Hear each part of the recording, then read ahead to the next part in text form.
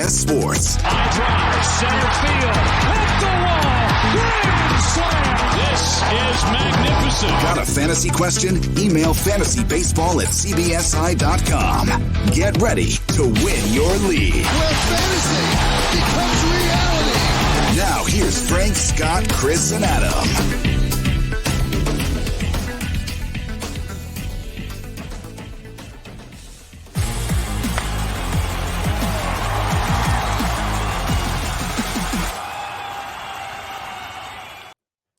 The stove is hot. Who is this year's blank? Plus, we have a Dinelson Lamet update from AJ Preller, who was on this very podcast yesterday. Welcome to Fantasy Baseball Today on Thursday, January 28th.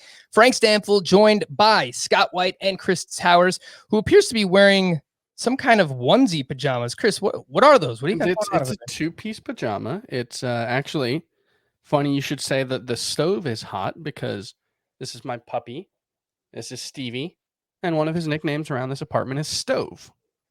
So that's your actual dog on your pajamas. This is my puppy. This is Stevie Nicks. Stevie Nicks Towers. We're actually using some new technology here for our video service. So I'm going to zoom in here on Chris if you are watching on our YouTube, so you can actually see what Chris's dog looks like on his pajamas. Yeah, this was a Christmas present from my sister-in-law, and I'm very happy with it. And sometimes you just want to wear jammies, and so that's what we've got. He's a very cute dog.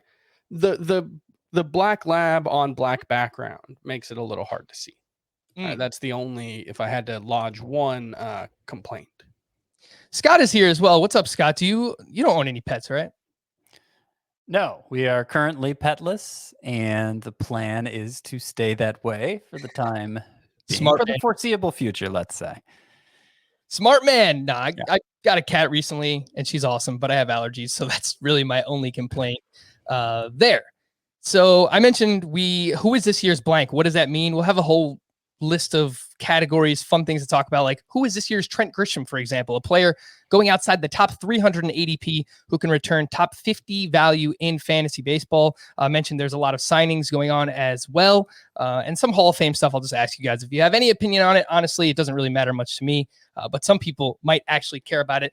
There was a lot of moves that happened both on Tuesday and Wednesday. So let's talk about probably the biggest one that happened, and that was JT Realmuto, who is headed back to the Philadelphia Phillies on a 5-year, $115 million deal. Realmuto hit .266 with 11 home runs and 4 steals across 47 games in 2020. That is a 30 homer, 11 steal pace over 130 games, which we should expect from a catcher. He's averaged like 137 games played over each of the past 3 seasons. I think we kind of know who Realmuto is at this point. He's the number 1 catcher in Roto each of the past 3 seasons. He's finished number 1 or 2 in points leagues in each of those seasons as well. The ADP is at 41.3. Scott, what do you think about Realmuto heading back to the Phillies? What does it mean for him and the rest of the surrounding hitters? And would you actually draft him in the 4th round? I wouldn't draft him in the 4th round. No, there are too many other needs at that point. And catcher is a position. It's really maybe the only position you can afford to go weak at. I mean, I guess relief pitcher as well, but that's just a completely different animal. That's like the kicker of fantasy baseball, where it's just all kind of random. But no, catcher, you can afford to go weak there. You certainly shouldn't pay that kind of upcharge for Realmuto just because he's number 1. But, obviously we like him staying in Philadelphia. It's a good place to hit. We've already seen him have success there. And, he's getting pretty old by catcher standards. He's going to turn 30 before the start of this season. And not a lot of catchers have maintained greatness into their 30s. So, we saw the strikeout rate jump a little bit last year. Obviously, small sample. Maybe it means nothing, but you can't. The decline's going to come sooner than later for Realmuto, and it's going to be a softer landing if he's in a small park like he is with the Phillies. Chris, Scott mentioned the age for Realmuto. He's getting up there. He will be 30 by the time the season starts. He actually ended last season with a hip injury as well. So those things kind of creep into your mind when drafting him. And would you actually use a fourth? Maybe say he falls to the 5th round. Would you use a pick that early on a catcher, the best catcher in fantasy?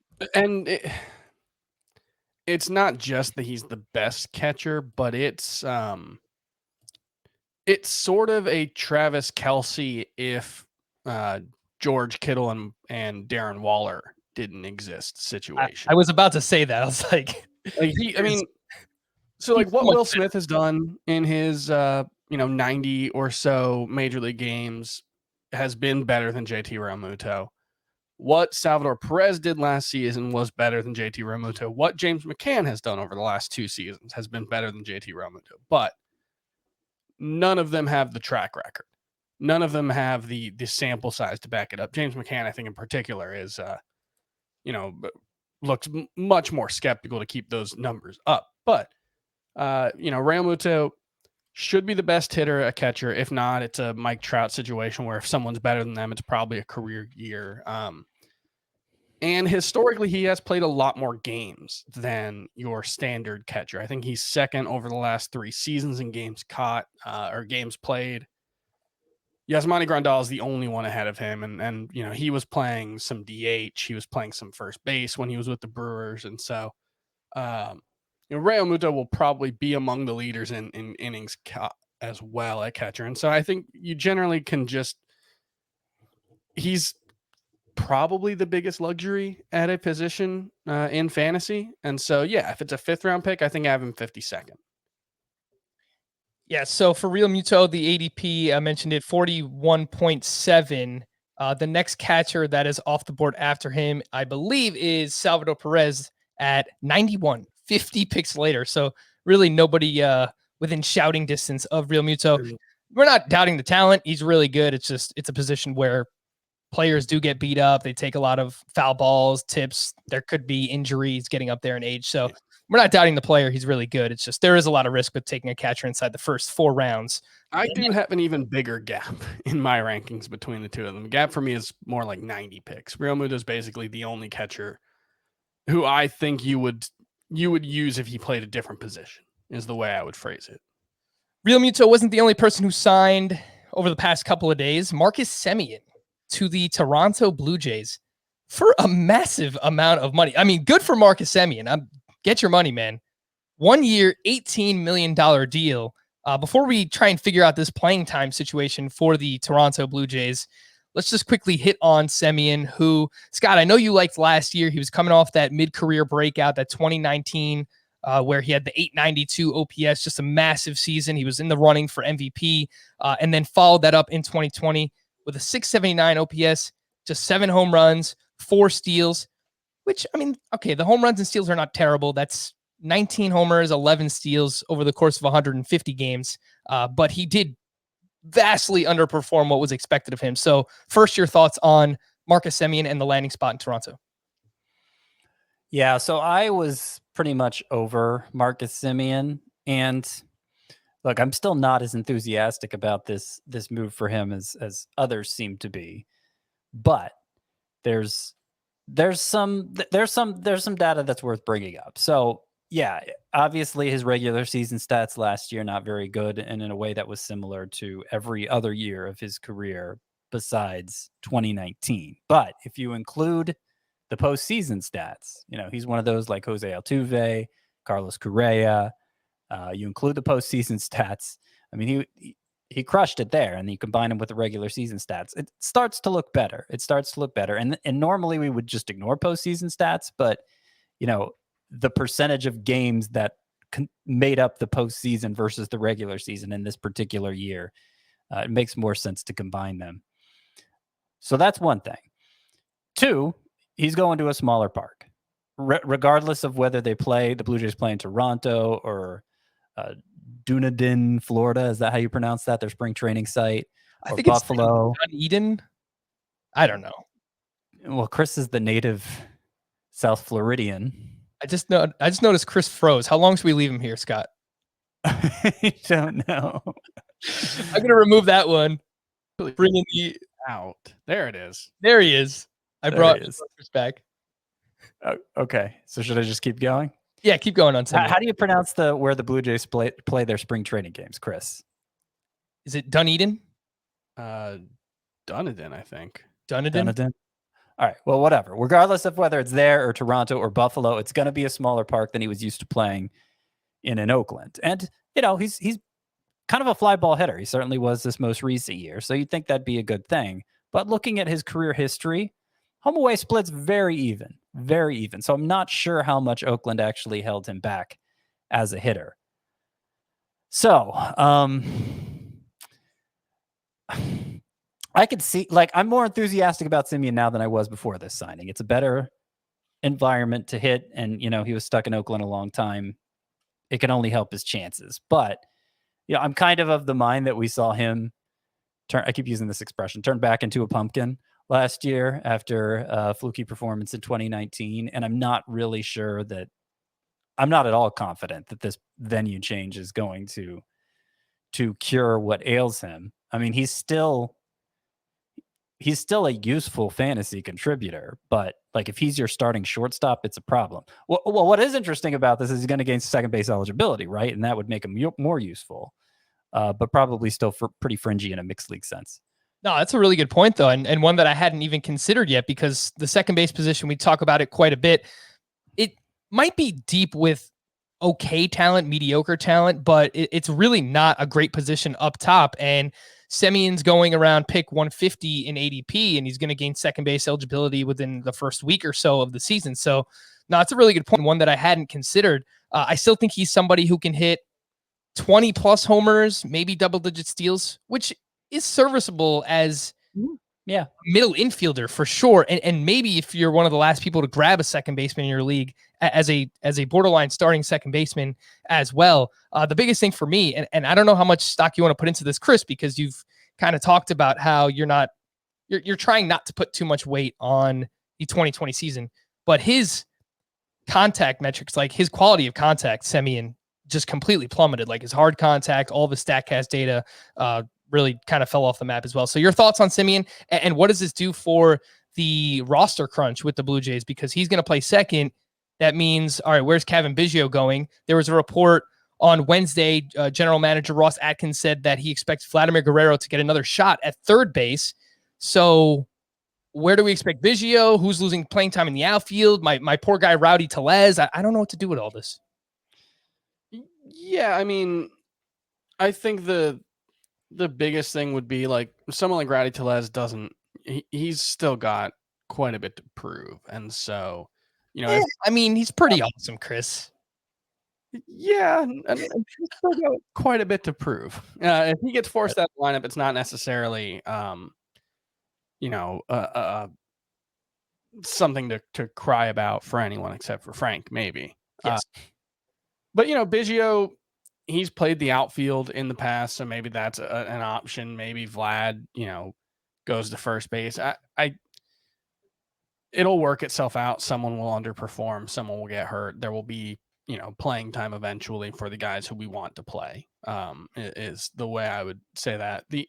With Semien, the small sample size nature of 2020 is, you don't want to take too much of it from it, except that his, decline in average exit velocity, his decline in hard hit rate, barrel rate, he basically looked like the guy he was before 2019. And so I think that's probably telling. And the guy he was before 2019 was, I think, a pretty underrated fantasy option, but he was an underrated fantasy option who hit 15 homers and you hoped stole 15 bases. He stole 14 in 2018. That I think maybe he's more like a 20 homer, 15 steal guy, or 20 homer, 10 steal guy. It's useful in Roto, but the big breakout, I think, was probably a bit of a mirage. He might be able to close the gap on a Dansby Swanson, I think, with those 20 homer, 10 to 15 steal numbers. Probably not the same batting average as Swanson. I don't know. He's probably more like a 250, 260 guy. I think, for what it's worth, I think Biggio, he's shown so much versatility. He can play the outfield, third base. I kind of take the we're giving Vladimir Guerrero a chance to play third base as, throwing Vladimir Guerrero a bone for losing all that weight, and that they really think Biggio is going to be their third baseman and Vladimir Guerrero is going to split first base and DH duty with Rowdy Tellez. That's how I view that. I think Tellez and Grichuk in the immediate term are probably the biggest losers here. And then beyond that, we'll just see how it shakes out. Yeah. Scott, was that a fat joke, throwing a bone at Vladimir Guerrero? It's not very nice. Well, it wasn't meant to be, but Throw it at him. Don't, that's he a doesn't have to cleverer range too interpretation. much. For what it's worth, roster resource over on Fangraphs right now for Toronto has Vlad at first base, which we know is not going to happen. So let's just assume he is at third base. Kevin Biggio probably plays one of the corner outfield positions. Wait. Why do you say we know Vladimir Guerrero at first base isn't going to happen? I just said that's what I thought was going to happen. I mean, I take them at their. I'm trusting that they're going to give him an opportunity. So Well, but an opportunity isn't the same as giving him the job. Okay, It's just we'll give him a look there. But I'm not holding my breath, and I don't think they are either. But I guess time will tell. Either way, the one that they have on the bench right now is Randall Grichuk in a platoon with Rowdy Tellez as the designated hitter. So they have a lot of outfield depth. I've seen them bring up like Lourdes Gurriel's name as maybe a trade candidate for some pitching. So they can definitely use pitching. Even after trade for Steven Matz, which they just did right before we hopped on here, the Blue Jays acquired Steven Matz from the Mets for Sean Reed Foley, Yenzi Diaz, and Josh Winkowski. I don't think there's really much to add on Steven Matz. He's not very good, and now he moves to the AL East where he has to face a bunch of teams, tough teams. I always want him to be good, though. I'm always hoping. His changeup played better in 2020. Unfortunately, the rest of his pitches played much, much worse. I think this is a precursor that the Mets are going to sign Trevor Bauer, which there has been a lot of smoke. I don't know if Steve Cohen's got all that, got the money for it after all this GameStop stuff. Oh yeah, I saw that. What happened with that? I don't know. It's ridiculous. It was like Reddit users. I don't know. I'm sure Trevor Bauer made a lot of money on it. He seems like the kind of guy who'd make bets based on what people tell him on Reddit. Right. Yeah. The value of GameStop stocks right now apparently are skyrocketing. Something to do with Reddit. I don't know all the details. So let us know. Tweet at us. Steve Cohen apparently has had to invest some capital as a result of it. Is the punchline. So anyway, Steven Matz to the Blue Jays. It seems like the Mets are going to sign Trevor Bauer. It hasn't happened yet, so wait and see regarding that situation. Let's kind of go rapid fire with the rest of these signings. Andrelton Simmons to the Twins. ADP is at 464. Maybe 10 homers, 10 steals. Scott, anything to see here with Andrelton Simmons? I think the biggest effect of this is Jorge Polanco moving to second base, which means he's going to gain second base eligibility. And, he wasn't very good in 2020, but that seems like a total sample size thing. I mean, strikeout rate was still elite. Line drive rate was still elite. He still looks like a great bet for batting average with enough power to make it hold up. So I think Jorge Polanco with second base eligibility, not immediately, but eventually, will be a nice buy. Top 12 potentially at that position. Yeah. Buy the dip on Jorge Polanco. The ADP is at 217.3 according to Fantasy Pros. I will say I think this helps the Twins pitchers quite a bit as well. I mean, their defense is going to be fantastic, especially up the middle. They have Simmons playing shortstop, obviously Byron Buxton in center field, who's one of the better defensive outfielders. Just has to stay in the outfield and stay healthy. Tommy La Stella to the Giants. Chris, I know that you're a big fan of Tommy La Stella since the start of 2019. He has an 827 OPS, makes a lot of contact, which makes him appealing for points leagues. Maybe the venue, not so much. We're still waiting to see what they're going to do with those archways in the outfield, because last year we saw offense way up in Oracle Park because those archways were closed, which didn't allow the wind to blow in from the bay, which meant that balls were flying out easier than they ever have before. So knowing what we know now, thoughts on Tommy La Stella, Chris? I like Tommy La Stella. He is, I think, one of the sure bets for batting average. And I think I don't think the power that he showed in 2019 when he was on a 32 homer pace was real, but there is clearly more there than there was early in his career when I think it was 10 home runs in his first like 5 seasons combined or something, maybe 11. I think he can be a 15 to 20 homer guy with a 290 batting average, and I would expect he's going to hit at or near the top of that lineup. I don't necessarily buy the spike in walk rate that he had last year when it jumped up to a 11.8%, but he's going to have a strikeout rate probably below 10%. He's going to put the ball in play a lot, and he's probably going to be a decent source of runs. So I think Tommy La Stella is a viable starting option. I actually like drafting him quite a bit. I got a different take on this. I think this nerfs his value. I think Do you think he's not going to play every day? Well, I think that's part of it. Yeah, the Giants like to platoon. He's never been that good against left-handed pitchers. Donovan Solano, who's hit for really good average the past 2 years, it seems like a ready-made platoon partner for him. Or Wilmer Flores. Yeah, either one. And yeah, that part more than any other kills left-handed power, especially. And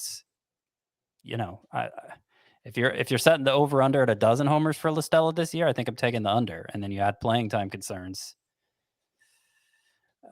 In deeper leagues, he'll still be kind of interesting. And look, I haven't dropped him way down my rankings because a lot of this is theoretical, but I'm not nearly as motivated to draft him as I was before he signed this deal.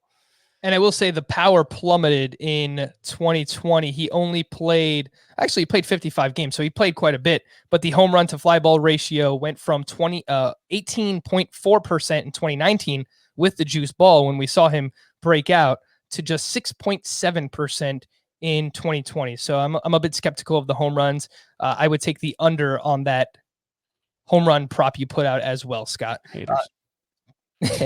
Cesar Hernandez back to Cleveland on a 1-year, $5 million deal. Not the same money as Semien, but not chump change either for a team that we know has been trying to cut corners and not pay people any chance that they can get. So I assume Cesar Hernandez is going to start at second base.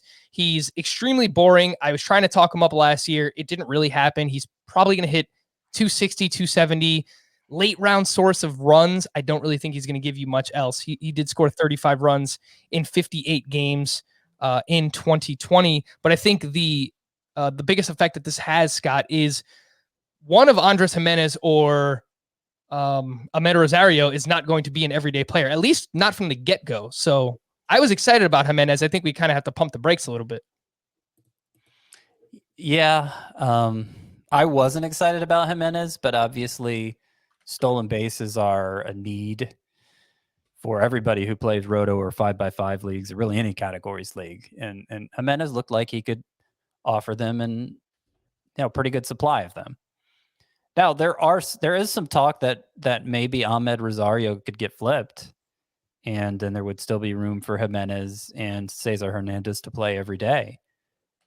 But as things stand right now, Jimenez and Rosario kind of go back to having the value they did with the Mets, where you weren't confident in either of them playing regularly enough to matter in mixed leagues. Cesar Hernandez probably looks more valuable than both. I think this brings, he's going to make $5 million. I think this brings the Cleveland Indians opening day payroll to $29 million. Yikes. Which is like early 2000s Marlins and Rays level. I mean, look, I everyone is suffering through the pandemic. I understand that. But man, like if you're going to invest anything, if you're going to invest $5 million, why don't you do it in the outfield, man? I mean, look at this outfield. Josh Naylor, Oscar Mercado. All right, maybe Mercado's a little bit of a bounce back candidate. Daniel Johnson, your starting right fielder. Jake Bauers at first base. I mean, if you're going to allocate funds, I mean, why don't you just give Jimenez and Ahmed Rosario an opportunity to play every day and sign a cheap outfielder? Just excuse me, $28.55 million is the number. $99.6 million less than the average major league payroll right now. Yeah, they're gonna have to win a lot of games, one zip with that offense, but maybe they can, given the pitching staff that they have. Freddie Galvis, and there's a lot of offseason to go. Like I don't think the outfield we're looking at now for them is their outfield.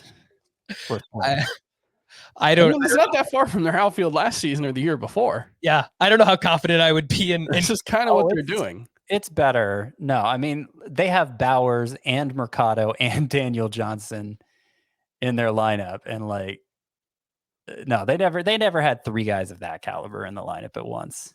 And like they're like, the offseason really is young. There are a lot of players available. There are a lot of players who are going to take low dollar deals just to have a job between now and, signings might even happen in spring training.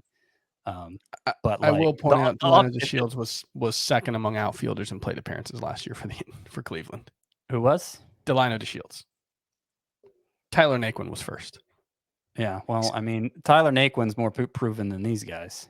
Yeah, and they still have Bradley Zimmer on the bench, but that hasn't really worked out either. All right, let's just quickly wrap up. Freddie Galvis signed with the Orioles, expected to be their starting shortstop.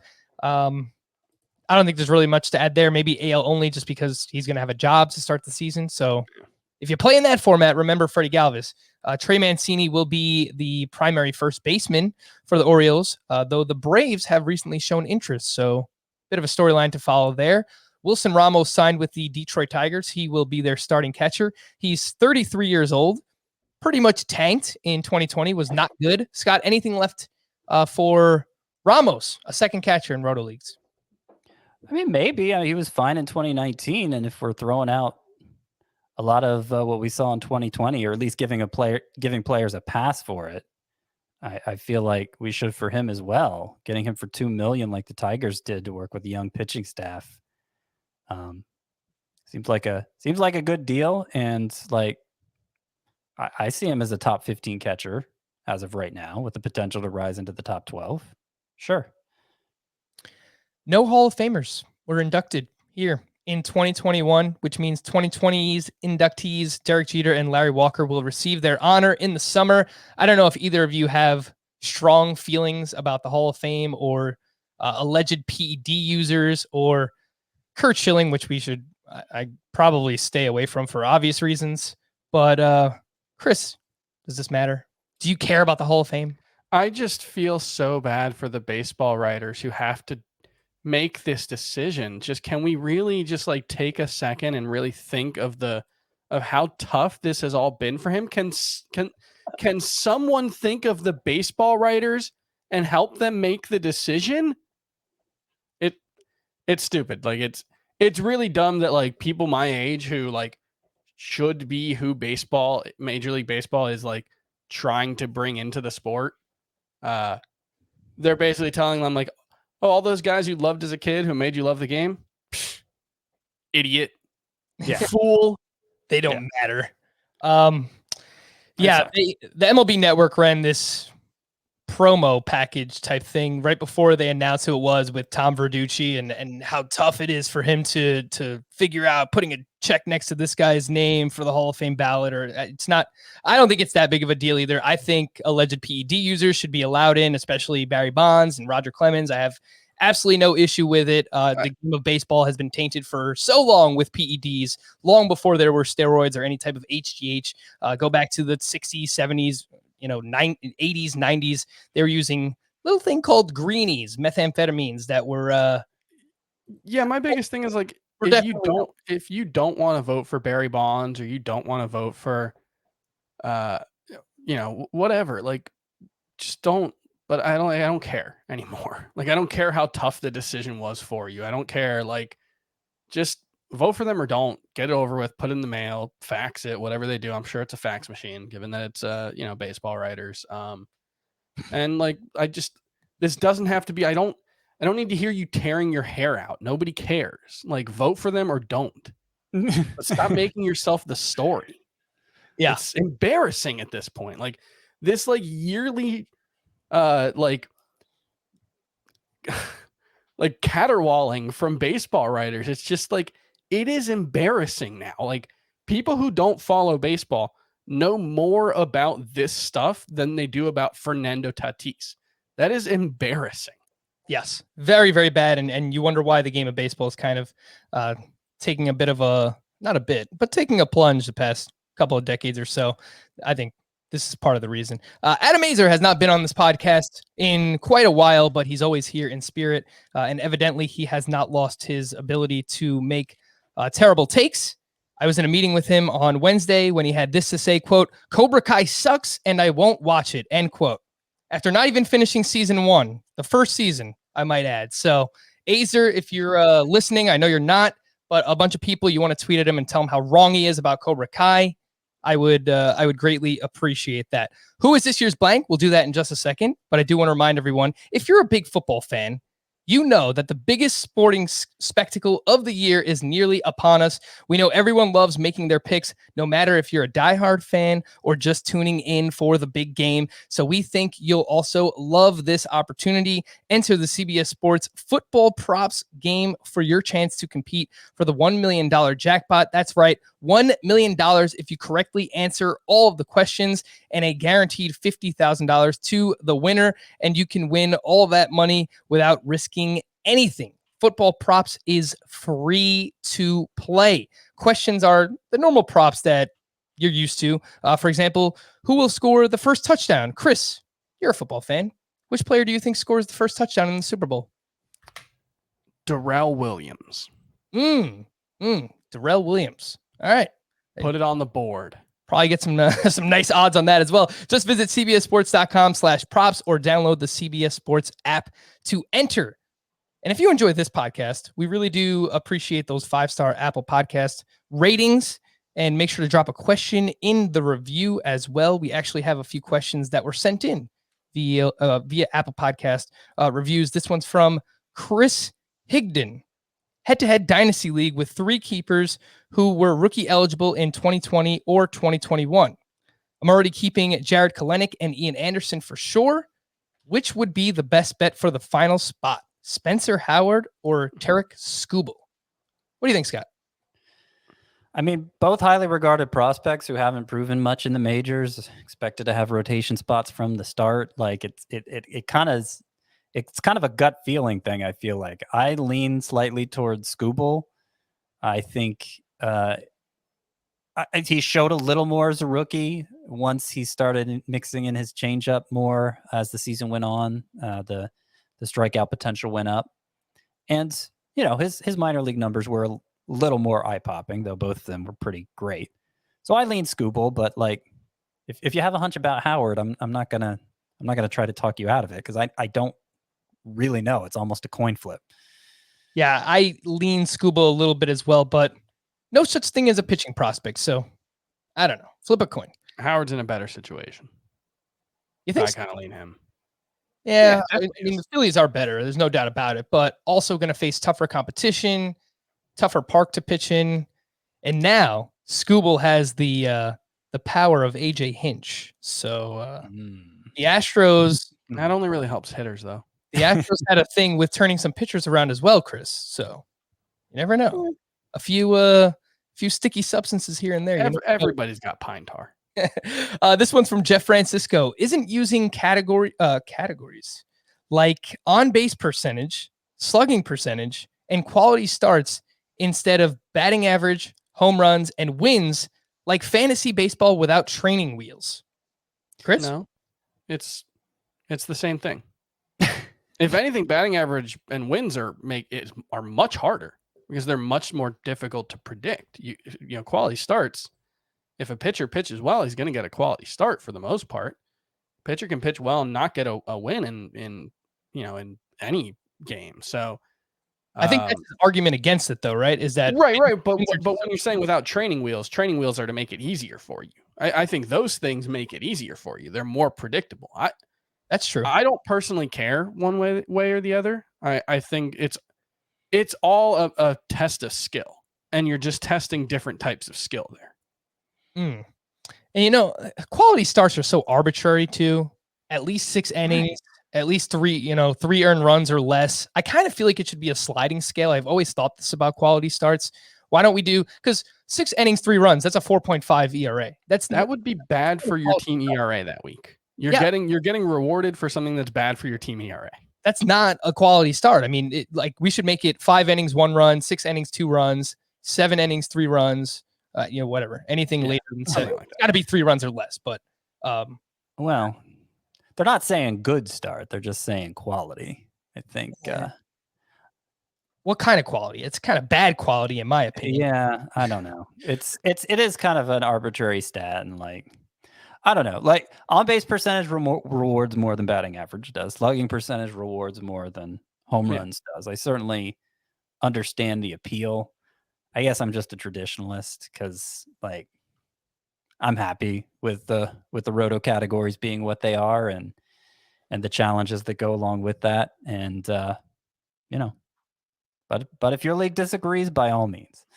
This last one is from Burley Bob 91. If you were born in 1991, that was a fantastic year to be born. 12-team, 5x5 Roto Keeper League. Rank these 4 possible keepers: Sixto Sanchez, Steven Strasburg, Corbin Burns, Sonny Gray. I can only keep one. Or already keeping Luis Castillo and Lucas Giolito. Scott? I'm keeping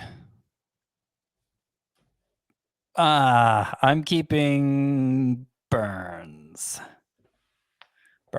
Corbin Burns. Burns, baby, Burns. All right. We're going to take a quick break on the podcast side. If you're watching us on YouTube, we're not going to go anywhere, but on the podcast side, we're going to take a quick break.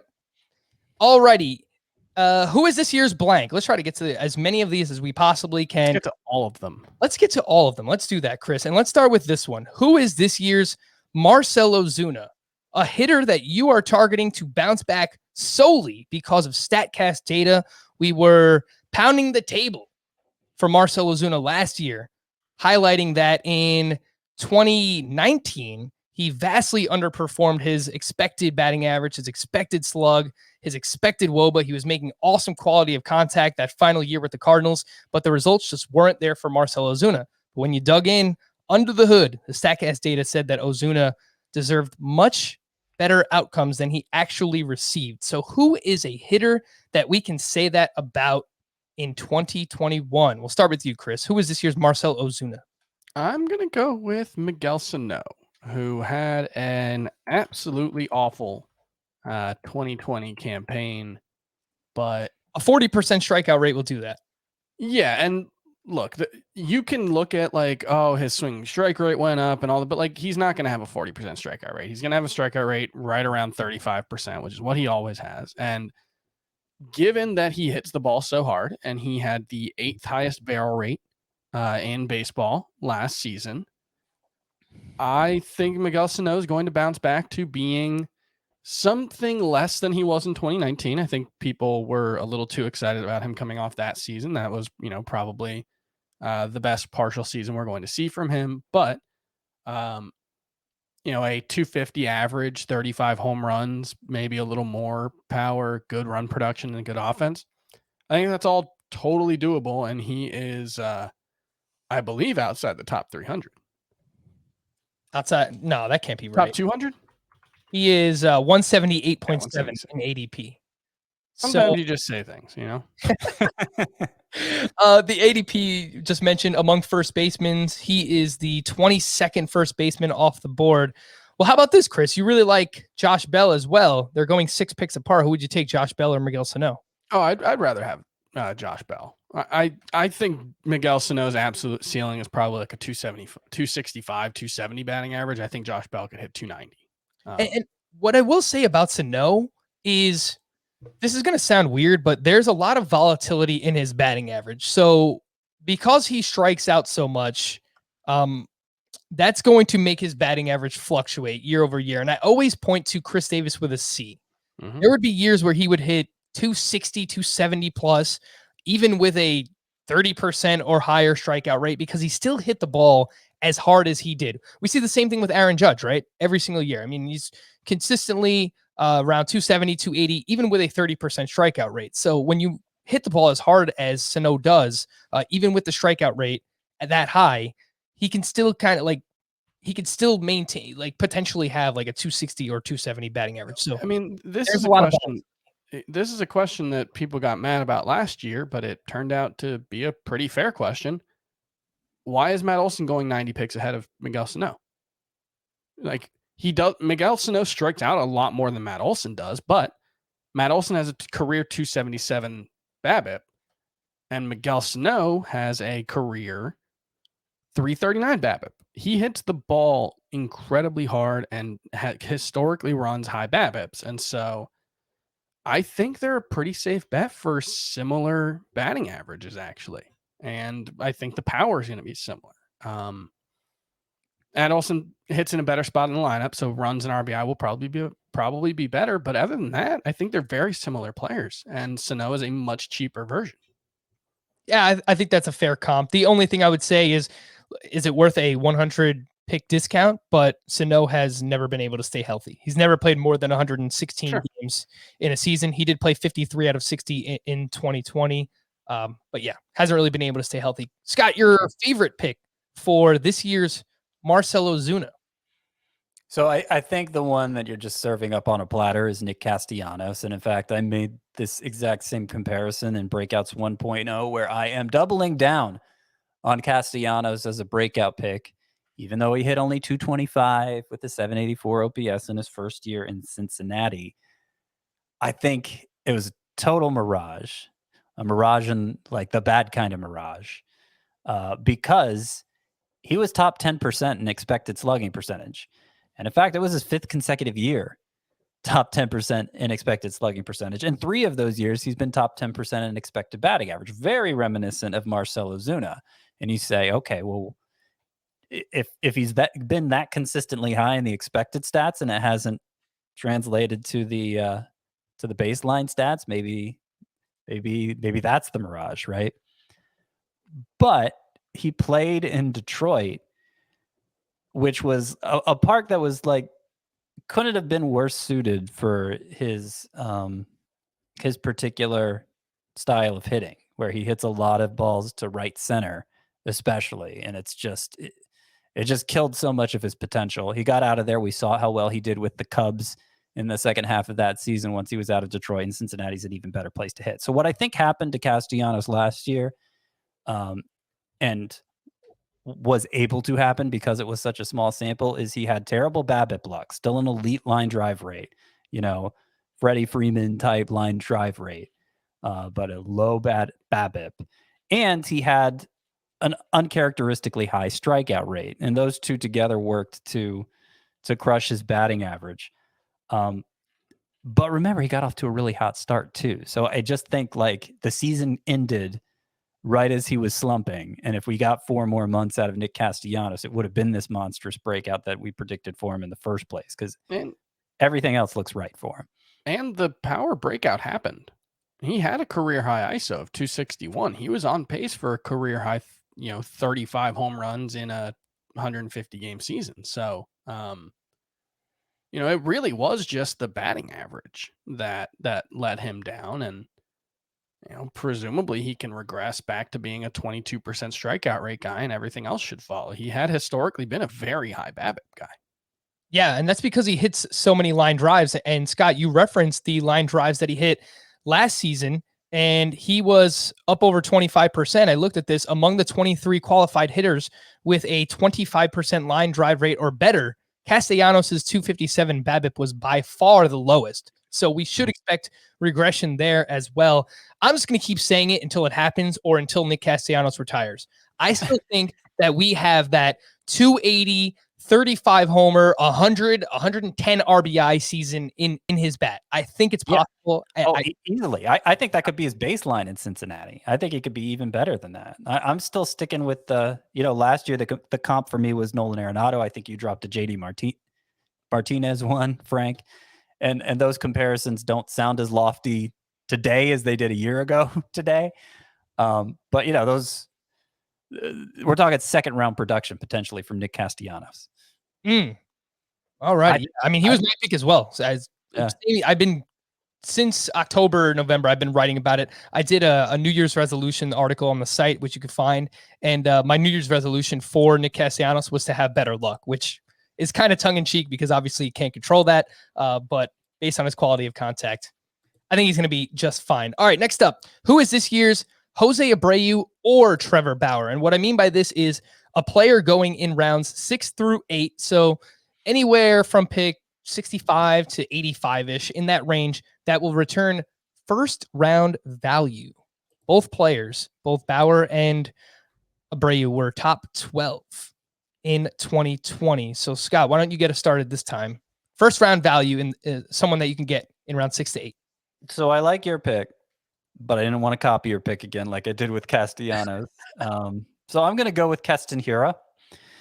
And look, I didn't see much from him last year that was encouraging. The strikeout rate, which was already bad, got even worse. It got to like Joey Gallo levels, and the exit velocity wasn't nearly as impressive. Giving him a total pass because it was a weird season, and because it was so.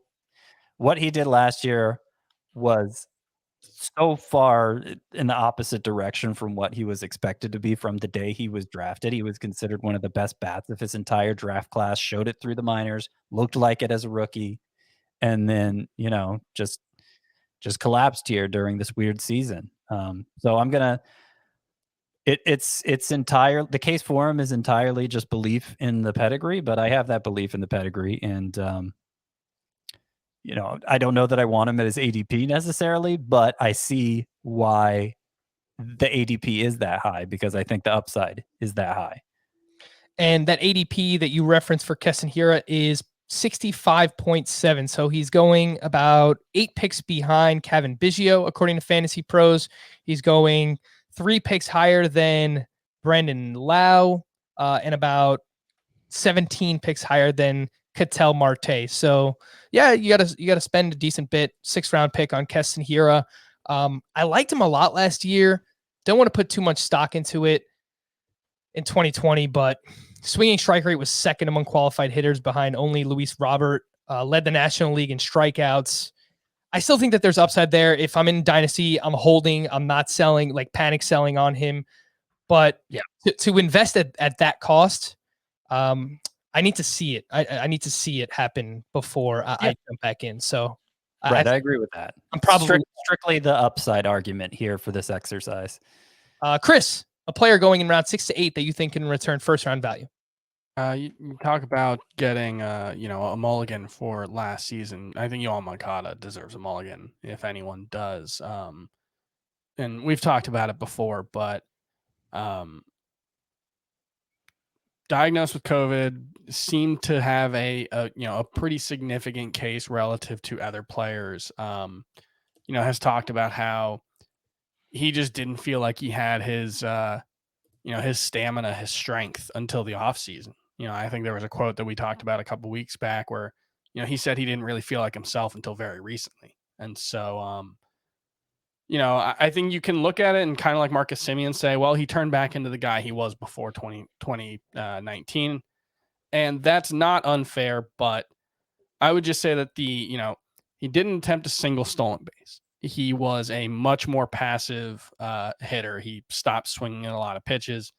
He, the defense actually was pretty good, but, overall, it mostly to me suggests a player who just didn't feel like himself. And I'm willing to give him a pass for 2020 because I do think the talent level is so high. I think there is 30 homer, 15 stolen base potential here. And I just don't think he was right in 2020. So I'm willing to buy back in.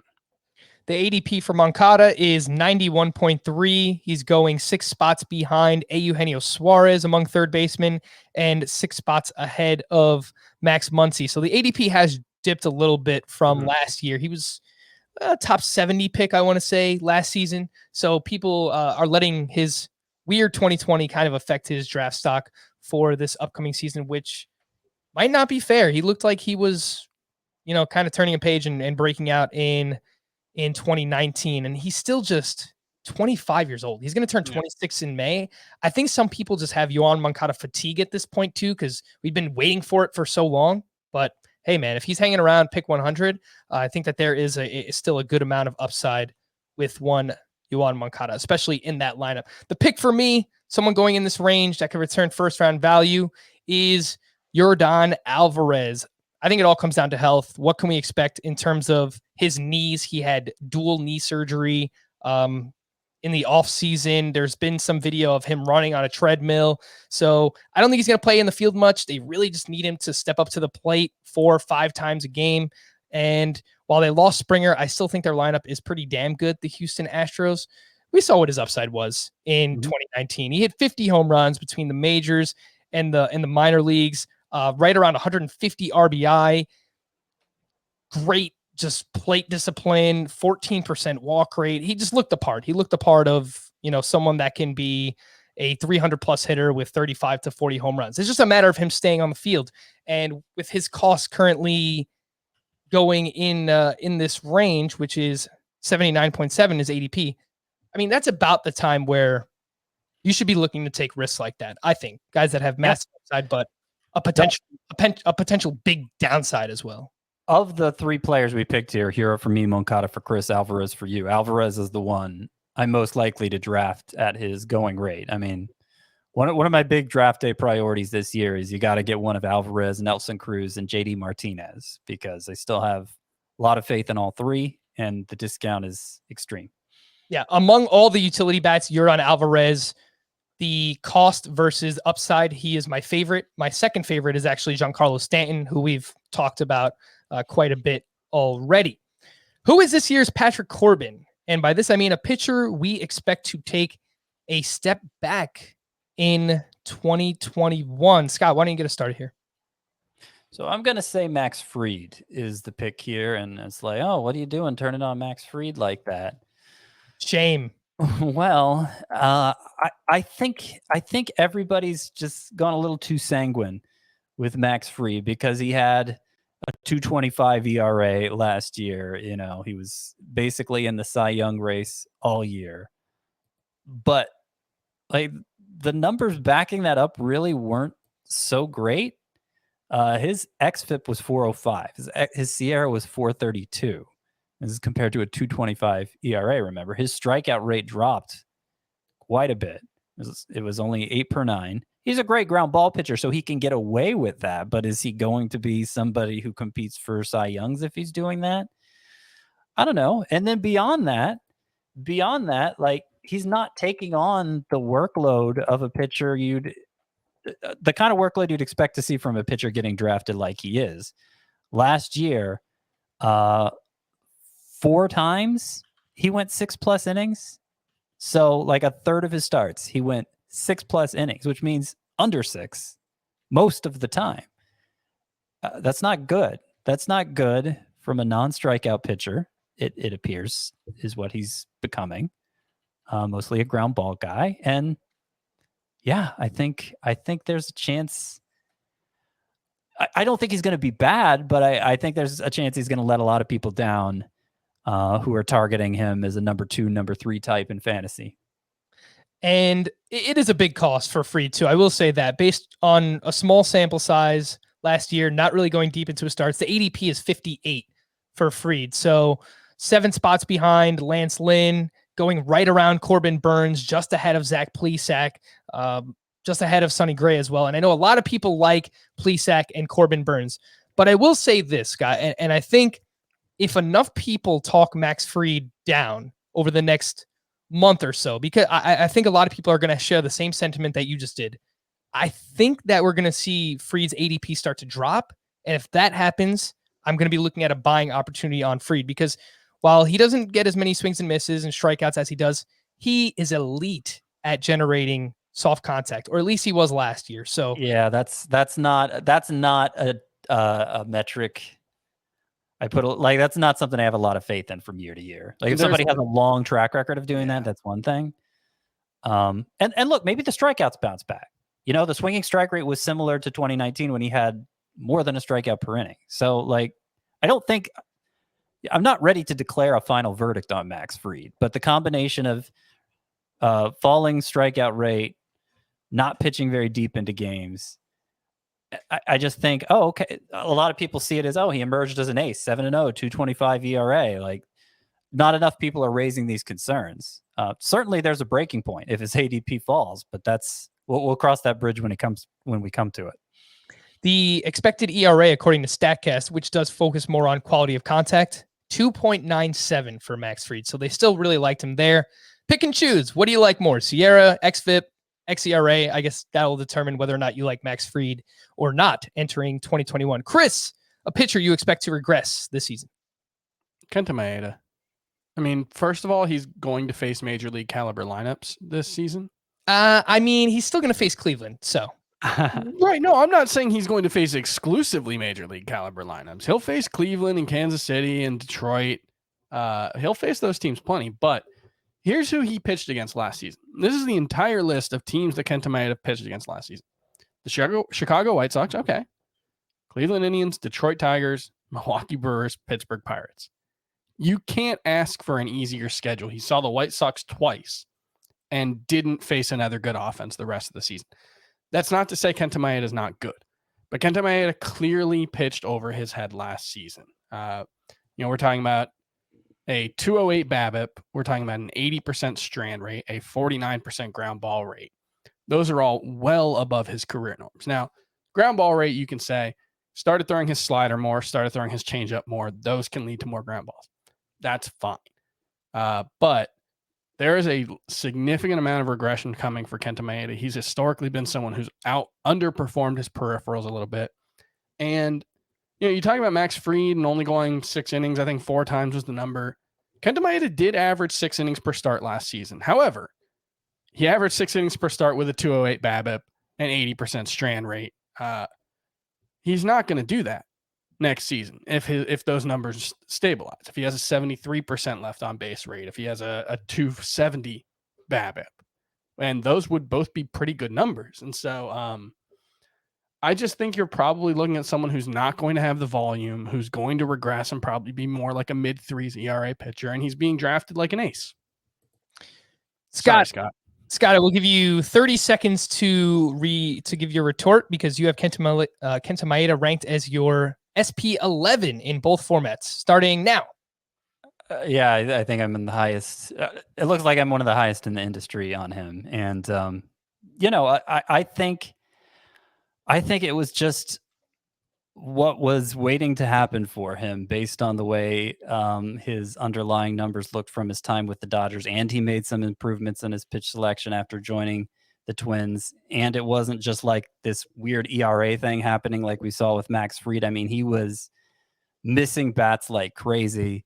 The xFIP looked great. The swinging strike rate was elite. And he was very efficient. I can't find anything wrong with the way he actually performed. It's just an appeal to track record. But frankly, I think the Dodgers didn't know what they had in him. I will just say it reminds me of Blake Snell coming off of 2018. All of the breakout stuff was true, and he performed over his head. Yeah, kind of opposite ends of the spectrum in terms of efficiency, but otherwise. But again, Kenta Maeda averaged 6 innings per start with all of that in his look favor. At how few pitches he threw. That's kind of, we don't know if he can throw more pitches. Yeah, I remember when he was going for the no-hitter or perfect game, that was really the only game where they pushed him. But maybe it's by design, right? Maybe this is how you get the best out of Kenta Maeda is you limit him to around that 90 to 100 pitch mark. You don't let him go third time through the order very much, and that's how you keep the numbers where they're at. So choose Chris or Scott when it comes to your feeling on Kenta Maeda. I'm just going to point out Zach Greinke for me, who is 37 years old. He had a 4.03 ERA, 1.13 WHIP. The underlying numbers were still pretty good, but the fastball velocity, and this is normally something we talk about every spring training with Greinke being way down, 87.1 miles per hour on the fastball, whereas in 2019 it was 90 miles per hour. So I don't know. I just think he's going to fall off eventually, and as a top 25-ish starting pitcher, I'm worried about Greinke in that range. All right, let's hit these two quickly here, not spend too much time, because I do want to just quickly play that Preller quote on Dinelson Lamet. We'll end with that. But we'll turn back the clocks to 2019. Who is this year's Kirby Yates, a reliever going outside the top 10 closers in ADP, who will lead baseball in saves? Chris, give me your pick in 30 seconds or less. Kirby Yates. Oh, Kirby Yates is going to be this year's Kirby Yates. Yeah, look, I know last year he wasn't healthy. and the velocity was down. Or actually, the velocity was fine. He's being drafted at a discount, and anytime you can get someone on the downswing who's got the track record that Kirby Yates does, I think that's a very good opportunity to buy. It's possible he's done. It happens with closers all the time. They lose it very suddenly, but I think he's a perfect bounce back candidate. Kirby Yates will turn 34 years old right before the season starts on March 25th. So we'll see how much he has left in the tank. Of course, signed with the Toronto Blue Jays, presumably to be their closer. Scott, who is this year's Kirby Yates? And don't choose Kirby Yates. Well, really anyone who's getting saves, who has that job all year, I think could lead the majors in saves. It's kind of the randomness of it. Why I refer to it as like the kicker position of fantasy baseball. But I'm going to pick the guy replacing Kirby Yates, who's Drew Pomeranz, obviously a better supporting cast than Kirby Yates had in 2019. And, 14K per 9 last year, broke through big with the Brewers 2 years ago. Looks like an elite reliever and seems poised to step into that role. I just realized that I never made a pick for this one on a rundown. So I'm going to go with the guy that I was thinking about choosing, and that is Craig Kimbrell. I think the only roadblock for him is if he is dealt, because I think there's a very high chance that he is dealt. But if he's pitching well enough to be traded somewhere, my guess is that he probably closes for the team that he's traded to as well, unless he goes to like the Yankees or another team that has like a fantastic closer as well, just to be a setup man. But Craig Kimbrell doesn't strike me as the kind of guy who's going to be happy setting up for someone else. Yeah, exactly. He's going to hit you with his little dangling arm thing that he does. So my pick is Craig Kimbrell. We'll end on who is this year's Trent Grisham or Corbin Burns. Both players were drafted outside the top 300 last season in ADP, and they returned top 50 value. Scott, 30 seconds or less. Cheated a little here. He's on the borderline of top 300. Alex Kirilloff, who I think is going to catch a lot of people by surprise this year because his last minor league season, 2019, 283 batting average, 756 OPS, whatever. But the year before, 348 batting average, 970 OPS. He was dealing with a wrist injury in 2019, and reportedly, he bounced back big at the alternate training site. This is a guy who, during that awesome season, 2018, Kirilloff, I saw comparisons like Christian Yelich, those kinds of comparisons. Even now, Baseball America gives him a 70 grade hit tool, max 80. You don't see many 70s, and a 60 grade power tool. So very, very high on his bat. He has a job waiting for him, and I think he could go off this year. Chris, someone outside the top 300 that can return top 50 value. I love a post-hype sleeper, and Joe Adell seems like one of the absolute best this season on Fantasy Pros. He's got he's the 352nd player being taken on average. Now they've only got a couple of sources, and he's more, in the late 200s. I think at NFBC he's like 305. So he's pretty close, but this is still one of the guys who was talked about as a Ronald Acuna level talent. He's still only 22 years old. And his minor league track record, he hit 298. He averaged 24 homers and 20 steals per 150 games. Very small sample size, only 224 games because he dealt with injuries. But if you're looking for high upside, if you're looking for the kind of guy who can take a big step forward and help you win your league, I think Joe Adell's right there among some of the best. So someone that I have been touting for quite a while, many people have, and I was very excited when he got out of Tampa Bay, is Nate Lowe. You're watching right now. You can see I'm wearing my Texas Rangers hat. Big Rangers fan, always been since day one. Big Texas Rangers fan, but they just have a lot of players I like. Nate Lowe, Willie Calhoun, still rooting for him. Dane Dunning, I like. DeMarcus Evans, I'm kind of hoping he could become the closer. But for Nate Lowe, someone who in the minors had a really good hit tool, showed some pop, had some really, really big seasons in the minor leagues with Tampa Bay. Never really was given a fair shake to play first base for them. He will be the starting first baseman for the Texas Rangers. It's a little bit harder for someone to finish inside the top 50, at least in Roto, if they don't steal bases, which I'm not expecting him to do. I look back at 2019 to try and find a comp. Chris Bryant hit 282 with 31 homers, 77 RBI, and 108 runs. I'm not saying Nate Lowe can do all those things, but his 90th percentile outcome, the RBIs will be higher than 77. I think he can hit 25 to 30 home runs, good batting average, maybe 80 plus runs.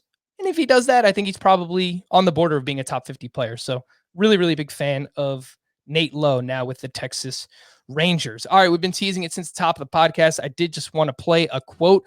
Yesterday on this very podcast, we had Danny Vietti and Will Middlebrooks, which if you haven't listened, they're not really fantasy guys. They give you more of just like a general baseball spin, but they had Padres GM AJ Preller on, and he gave an update on Dinelson Lamet, which you will hear right now. Yeah, and I saw him a couple of weeks ago in the Dominican. He was, he's a workout warrior. He's one of these, 7 days a week. He gets after it. He pushes himself. From a training standpoint, he was, again, he's in a really good spot in terms of being ahead of probably even last year's pace. But everything they put in front of him so far, he's been, his throwing program, where his arm health is. He's been throwing bullpens. All of those so far have been good. I think he's actually put a few of them on his on the internet. I've seen pop up in the last couple of days. But I think we're realistic. I think for us, it's going to be get into spring training, until he really is able to take the ball and throw it at a top effort in a game situation, come back, and throw his bullpen, come back, throw 5 days later, and just keep repeating that process. I think we're gonna see where it goes. But I think the good news is the doctors agree, the trainers agree that they feel like he's in a really good place. And so far, his body in his off season has been very good. He's throwing bullpens and should be full go for spring training.